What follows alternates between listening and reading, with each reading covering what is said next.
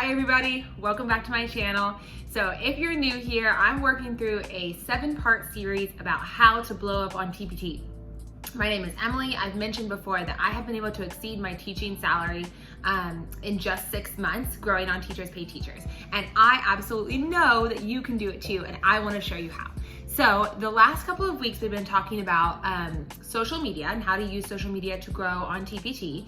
We've been talking about how to make beautiful covers. We've been talking about branding, your store name, aesthetics. If you missed those videos, you can find those in the last couple of videos. And I would say a great place to start is with that video about 7 steps to blow up on TpT. I'll put that card here so that you can just click over and watch that video first if you want. And then this is actually the 4th step in 7 steps to grow on TpT. So the first step we talked about was branding, your store name, logo, aesthetics, all of those things, because that's the foundational kind of bedrock we're gonna build upon. Second step we talked about was social media marketing. And so we've talked about Pinterest, Reels, Facebook, TikTok, all the things that you need to know. And any of those frequently asked questions that I hear a lot about, like how many times a day should I pin on Pinterest? And should I run ads? And if I do run ads, how should I do them? I kind of mention all of that in all of those different videos. So check those out too if you have questions about that. Then I actually have a tutorial about how to make beautiful cover images also already. So if you want to know how to make covers that sell your products, that was step number 3, and we have a video out about that too. This is step number 4, and this is about the actual products that you're creating. So we've talked about how to take the stuff that you create and then sell it by making the cover beautiful or by advertising well or whatever, but we haven't spent a lot of time talking about the products themselves that you are creating. And so what I want to say is that my formula to a perfect product is a beautiful marriage of the current trends and your specific niche. Now, I'm an elementary music school teacher, so what I'm able to speak on is, from a niche perspective, is in the niche of elementary music. So that's my niche that I'm working in TpT. But then I take current trends, add it to that, and put it out there. Because think about it this way. If you're an elementary music teacher and you're seeing these like really fun Google Slides games, for example, and you're like, well, I mean, those are awesome, but I can't find anything like that for myself. Like I see it existing a ton with math and with reading or whatever, but there's not that for me. Then you could be the person that provides that to that buyer. So I'm generally, content-wise, it's not like I'm creating something brand new. I'm just taking ideas that are trendy right now and giving them my unique spin to sell to my specific niche. The idea with that is that way when people want to know like what's going to engage my kids, they know to come to you because you're keeping an eye on the trends and you're making sure that the things that their kids want to do, you're aware of them and you've already been building products that are going to work with that niche. Now, hopefully those of you who are watching me are all over the spectrum with your niche. Like I was just got a comment or something like that from someone who does like adult learning, and that is such a cool niche, and you could take all of these trendy ideas, make it work for that, and you would have such a cool brand. So let me kind of walk you through what I would do and kind of my own journey about how trends help to blow up my store. So I started my store, I've said several times, when I was in the NICU with my daughter Lucy, who had to spend a month in the NICU when she was born, 1st of August. So all through the month of August, I was in the NICU with her. And during that time, I literally just needed anything to distract myself. And I am one of those workaholic people that it's like the thing that makes me feel better is working harder and finding out new things. So I spent that time in the NICU when I was holding my baby and long hours learning about Teachers Pay Teachers and like starting a teachergram and getting involved with the teacher community. And by September, I was ready to launch my store. Now, for context, I had a store, like signed up for TpT for a long time, but had never done anything with it. It just sat there for years. It was not even really a thing. And then starting 1st of September, I just threw myself into it. And then over the last 6 months, I've gone from $0 to more than I'm making teaching every single month. The reason I think I was able to blow up, in addition to the other things I've been saying, was because of the unique situation with the quarantine, because I'm a pretty techie person. I would say that's part of my niche, is that I'm really good at virtual techie stuff. And so I took elementary music stuff that, I mean, there are some amazing creators in the elementary music space, amazing. speaking of which, if you don't watch Becca from Becca in the Music Room's YouTube videos, you definitely should. I'll put her handle below so you can look over there because she also has great tips for TpTers. Anyway, there are a lot of people doing that already, but I happened to hit the scene with my unique tech skills kind of right when that was needed because of quarantine and the shutdown. So I was able to make these resources that people really had a need for, and that's why things blew up. And the first thing that blew up for me was my virtual field trip. I built out a virtual field trip for music, which didn't really exist in a huge way yet on the scene. It did somewhere, somewhere, but I was able to make unique ones, and that caused me to experience my blow up because the big product that I've sold literally thousands and thousands of dollars on just one product was a virtual field trip that hit at just the right time for just the right audience, and it was seasonal. Okay, so but how are you gonna know what the trends are? Is maybe what you're thinking. Well, to be able to know the trends, you have to be participating in teacher community. So I would say right now, stop what you're doing. Well, watch the end of this video, then stop what you're doing and go join a Facebook group or several. Join one for TpT sellers, join some for just regular teachers, join one for virtual teachers so that you can see the kind of ideas that are spinning. And that is not, hear me, that is not to say that you should find a cool idea in there and then repurpose it. No. You find a cool idea in there and let it inspire you to get the creative juices flowing to see what kinds of things are happening in the innovative education world.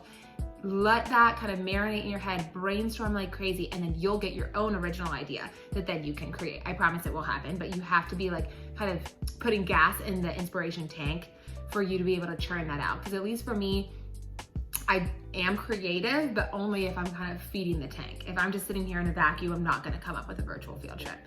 So I would say definitely do that.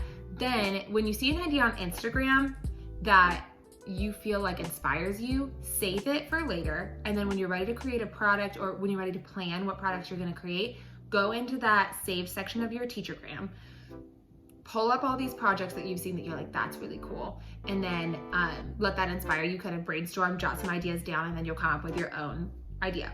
Now, I do wanna pause to say though, because this has happened to me several times and it really does not feel good. In fact, it really hurts. There's a big difference between inspiration and copying, and everybody knows it. It's gonna feel icky if you are making a product that you're like, this is way more than just inspired. I just copied this person. Like it's their same branding, it's their same idea. I've called it the same thing. I have copied them. It's not a good look, and it doesn't build community well. It's just don't do it. Just don't do it. Better to make money and experience your blow up on your own stuff than copy and pasting somebody else's work with like slight changes. Because first of all, that's not gonna blow up for you because it's not actually unique. And second of all, it's just not good for community. So enough said on that. Don't copy, get inspired, but don't copy. Number 4, always make things into your aesthetic. We talked about this on the branding video, but use your custom font, color palette, all your branding stuff to make the thing that you made look like your look. Because eventually people are gonna get into your look. They'll make it part of like their look as a teacher, and they'll wanna continue buying from you because they know your products are always gonna have that consistent branding that they appreciate in a product. So definitely do that. And then also, I've been getting this question a lot. I can elaborate on this, but people who are like, how do I put cute backgrounds on slides that I can sell? Here's what you do. Go to Teachers Pay Teachers, type in background scenes. That's what you do.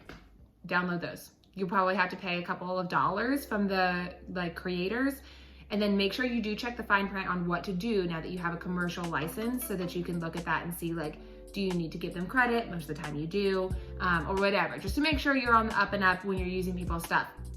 But that's how you get those cute like grassy background scenes or like school background scenes that you see in people's products. Type in background scene on TpT. That's what you do. Okay, then let me tell you an example.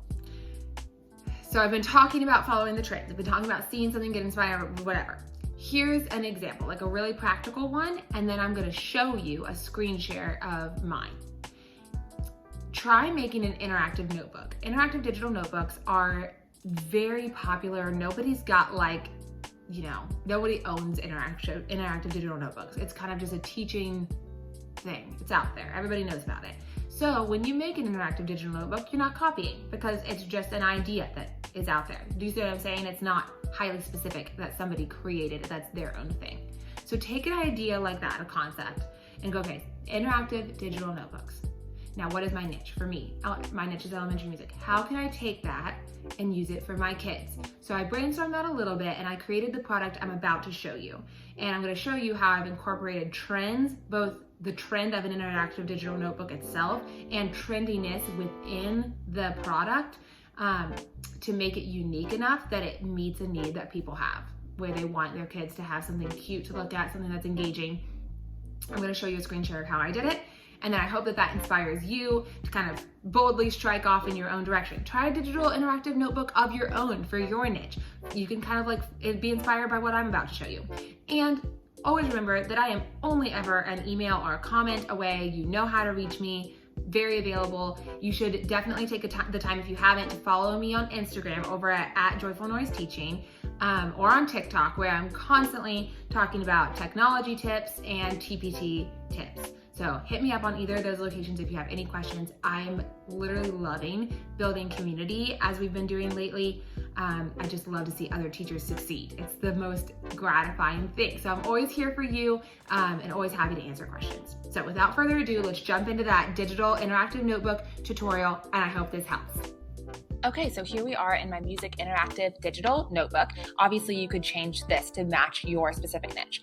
I have the kids right here type their name when they get their notebook, and then these tabs direct them to the different sections in the notebook that, of course, you would customize to match your niche.